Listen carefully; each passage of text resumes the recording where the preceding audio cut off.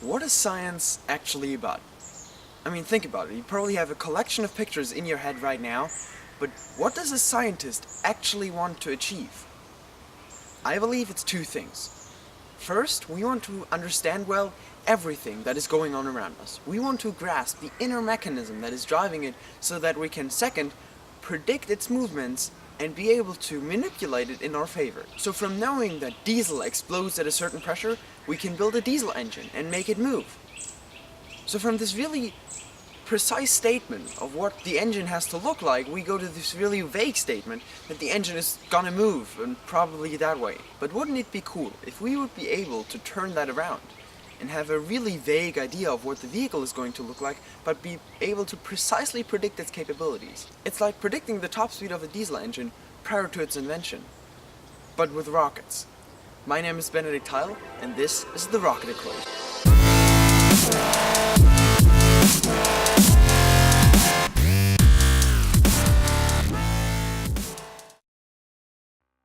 Rockets work by sending fuel out the back of the vehicle at high speeds. The impulse of this mass leaving the rocket one way propels the rocket in the other direction. This is what the rocket equation looks like. It explains the relationship between exhaust velocity, the speed of the mass leaving the rocket, your rocket's mass before and after you blew out the propellant, and, on the other side, the change of velocity that you can achieve with this rocket. This is incredibly important in understanding how rockets work and figuring out what they can do. So let's apply this equation. Let's say you own a Saturn V rocket. First, congratulations. Second, the F1 engine of the Saturn V rocket has an effective gas velocity of 2,580 meters per second. Remember, that is the speed at which the propellant is leaving the rocket. It is also pretty fast. Your rocket has an empty or dry mass of 133.5 tons. Filled up with fuel, it weighs 6,477.9 tons. I say this slowly because it is a lot.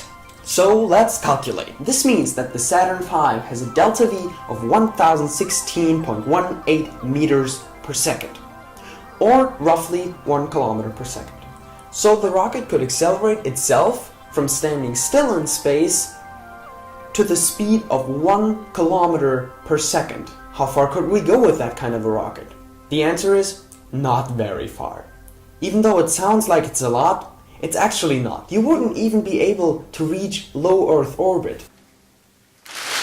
But they went to the moon in that thing. Your calculation is wrong. Of course my calculation is wrong, but I am trying to make a point here. Of course they went to the moon in that thing. So how did they do that? They staged the rocket. In other words, we just burn off a part of it, throw that part away, and then go with the rest of it. This makes your rocket way more efficient. If we calculate the equation separately for every stage, we get a delta V of about 18 kilometers per second. There are going to be some losses due to air resistance, but that is still a lot more. But let's get fancy with this equation. It really helps to understand the difficulty of spaceflight. Let's say you try to build a spacecraft and your engine has an exhaust velocity of 2,900 meters per second, which is roughly what nowadays engines can achieve. When we rearrange the formula, we can calculate how many percent of your spacecraft are allowed to be payload. The rest of the spacecraft have to be mass that we throw out the back at 2,900 meters per second. Bear with me now, because this is going to include a graph. This graph describes the mass percentage, the percentage of mass that you can actually take with you, compared to the velocity that you're able to achieve. For low Earth orbit, you need about 9,000 meters per second. To land on the moon, you need about 13,000 meters per second. To land on Mars, you need about 19,000 meters per second. But that is just one way. As you can see, just to go to low Earth orbit, only 0.06% of your spacecraft are allowed to be payload. But what if we had better rocket engines? Engines that are able to maintain a higher exhaust velocity. Let's say we want a spacecraft that is going to low Earth orbit with a payload percentage equal to a modern day fighter plane. So roughly 30%. Again, 30% of the spacecraft are allowed to be mass that we can choose what to be, and the rest of the mass we have to kick out the back. For that, we would need 6,650 meters per second exhaust velocity, more than twice of what we can achieve today. If we want to achieve a comparable standard on Mars, 15,000 meters per second would be required. This is very far from what we have right now.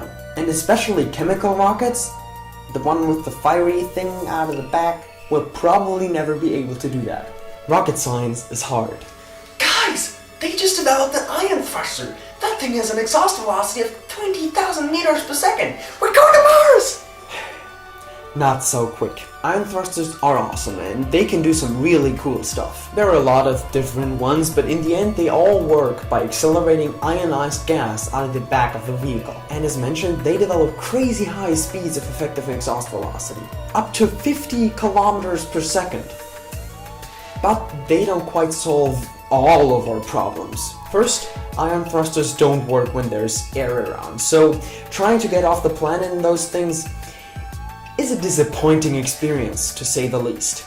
Second, ion thrusters take most of their energy to accelerate the gas from electrical energy. And that is not something we have too much of in space. Actually, this is on the red list of things NASA would like to have more of in space. So let's recap. We learned why rocket science is so incredibly hard and why we have to throw parts of our rocket away. We will also be able to define some clear capabilities that the engine that will one day take us to Mars has to have. And we discussed why ion thrusters have some problems but also a lot of potential. But all of this was discovered by one really smart Russian scientist with a name that I have been avoiding to pronounce all of this video. In his honor, the first artificial satellite, Sputnik, was launched exactly 100 years after his birth. And thanks to his equation, they did not have to make any vague statements on how far it was gonna go.